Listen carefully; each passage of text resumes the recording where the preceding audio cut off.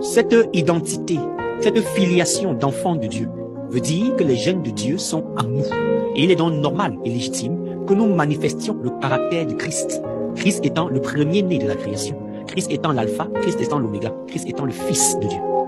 Nous avons dit que l'environnement ne saurait influer à l'origine du caractère. Elle peut donner une direction, mais elle ne peut pas créer le caractère. Il n'y a pas d'impact de l'environnement sur moi, sur mon caractère. Mon caractère peut donc être accentué, atténué selon l'environnement.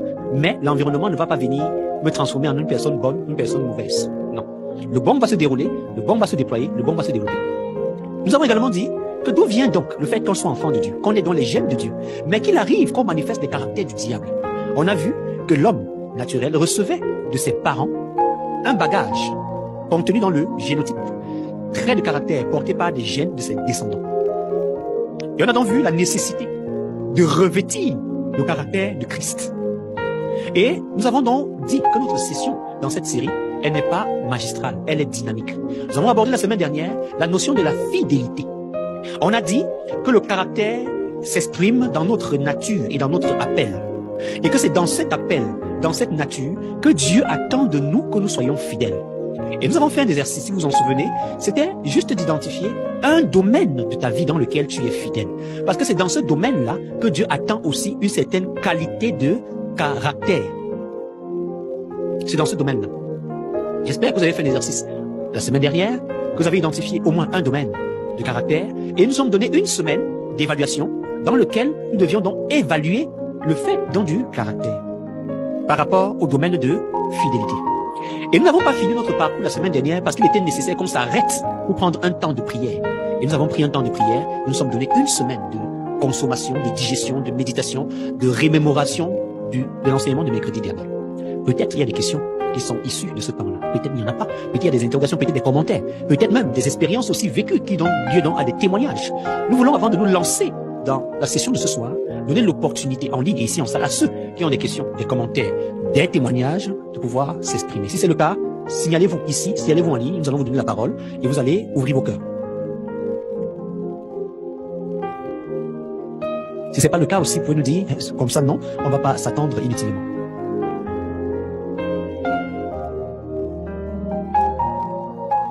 On peut donc avancer? Oui. Oui. Tu peux prendre un micro, comme ça ceux qui sont en ligne vont bénéficier de ta question. Les micros sont posés. Tu l'allumes et tu pourras t'exprimer. Rends-toi libre. Parce que la dernière fois, je me donne magnifique. Que c'est cette ça relève d'une nature. Dis-moi qui est ton père, je te dirai, sont issus de la... est liée aux choses à faire. Les deux choses sont à faire. La première chose à faire est la suivante. Le caractère est lié aux gènes que tu portes. Ces gènes que tu portes sont issus de la filiation et de la paternité que tu as. Dis-moi qui est ton père, je te dirai les caractères, les gènes qui sont en toi et les caractères qui peuvent se manifester. Ça ne relève pas d'un effort, ça relève d'une nature. Par exemple, j'ai pris l'exemple la dernière fois de l'orange. Quand tu sèmes une graine d'orange, d'un oranger, en cours de route, elle ne devient pas un pommier. Parce que dans sa nature, elle a l'identité pour produire un oranger. Importe ce que tu feras, elle ne changera pas. Parce que sa nature est inclue dans les éléments qui font d'elle la graine de l'oranger. Quand tu vas la mettre en terre, elle va sortir une fleur, une plante, lui va devenir un arbuste, un arbre, qui va donner comme fruit visible l'oranger. Pour ceux qui ne connaissent pas l'arbre de l'oranger, ils peuvent couper et jeter parce qu'ils n'ont pas vu de fruit et ils ne savent pas ce que c'est. Mais ça ne change pas sa nature et son identité. Quand le fruit va sortir, le fruit va donc juste mettre de manière visible pour tous que c'était un oranger.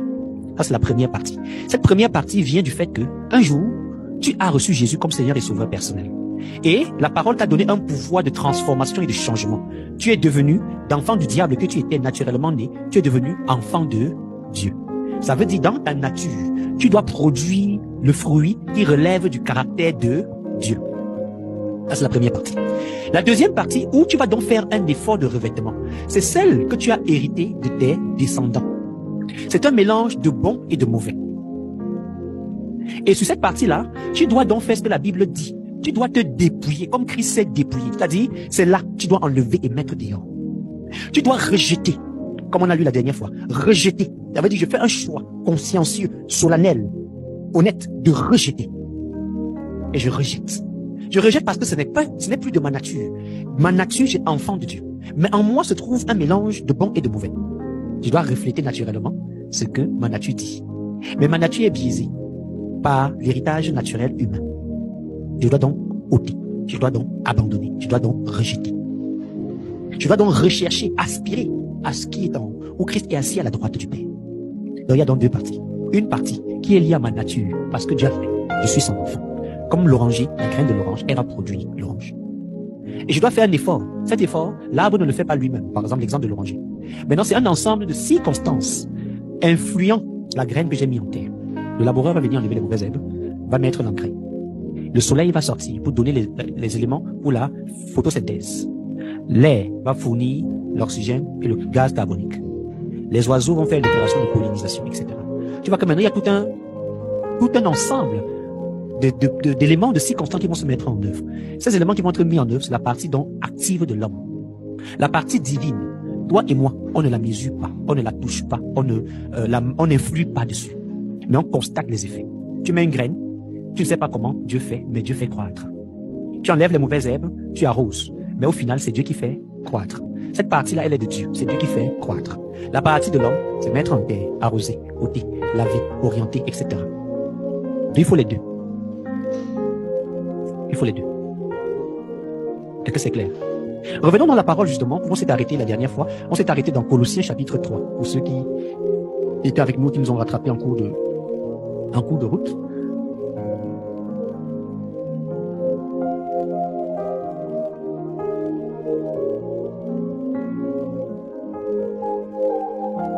Colossiens chapitre 3. Vous y êtes?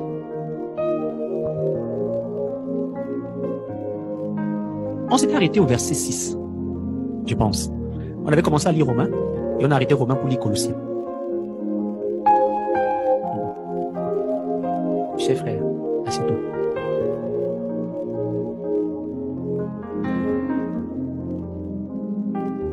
Je vais reprendre le texte au départ, parce que la question que notre frère posait, et qu'on a répondu, donne une bonne transition. Est-ce qu'il y a d'autres questions avant que je me lance dans la transition qu'il nous a offerte là pour revenir sur ce qu'on a vu? Non. Si donc vous êtes ressuscité avec Christ, cherchez les choses d'en haut où Christ est assis à la droite de Dieu. Nous avons dit que les vivants sur la terre aspirent aux choses de la terre et sont morts dans le ciel. Mais les morts sur la terre sont vivants pour Dieu dans le ciel. Parce que la Bible nous invite, regardez-vous comme morts et comme vivants pour Dieu. Et c'est pour ceux-ci que je suis en train de lire. Ces personnes qui sont morts sur la terre, qui ont fait crucifier la chair avec ses passions et ses désirs. Si donc, vous voyez, il y a une condition. Si donc, vous êtes ressuscité avec Christ. Ressuscité avec Christ parce qu'on est mort avec Christ, ayant été enseveli avec lui par les eaux du baptême. Vous êtes aussi ressuscité avec lui et en lui. Cherchez les choses d'en haut où Christ est assis à la droite de Dieu. Affectionnez vos choses d'en haut et non à celles qui sont sur la terre. Donc tu peux tout de suite voir quelqu'un qui est ressuscité avec Christ par rapport à ce à quoi son cœur, sa vie affectionne. Est-ce qu'il affectionne les choses qui sont sur la terre ou est-ce qu'il affectionne les choses qui sont dans le ciel, en haut? Nous avons poursuivi notre lecture et nous avons dit ceci au verset 3. Car vous êtes morts. C'est un fait, pas que vous étiez morts. Vous êtes morts, quotidiennement morts, au présent morts. C'est un fait quotidien. Vous êtes morts, mais tu vis sur la terre. Mort donc, mais étant les pieds sur la terre mort, mais vivant dans le ciel. Vous êtes morts et votre vie est cachée avec Christ en Dieu. Quand Christ, notre vie, écoutez bien, paraîtra, alors vous paraîtrez aussi avec lui dans la gloire. Dans la gloire. Au verset 5, la Bible donc apporte le deuxième élément que notre frère, j'expliquais à notre frère. L'élément où j'ai une action moi-même à faire. Lis le verset 5, s'il te plaît. Un micro, il lit le verset 5.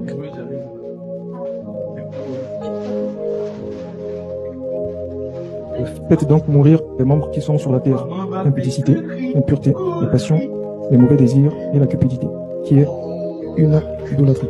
Qui doit faire mourir? Nous, l'homme. Et c'est donc la deuxième partie de la réponse que je t'apportais. C'est-à-dire, il y a la partie que Dieu a fait dans ma nature, en cause de ce que j'ai reçu Christ, comme mon Seigneur, mon sauveur personnel. Il m'a donné une nouvelle identité. Cette identité-là, je l'ai reçue par un pouvoir de devenir enfant de Dieu. Et ce pouvoir m'a donc permis de devenir enfant de Dieu. Plus tard, sur le verset qu'il citait, l'Esprit de Dieu est venu en moi.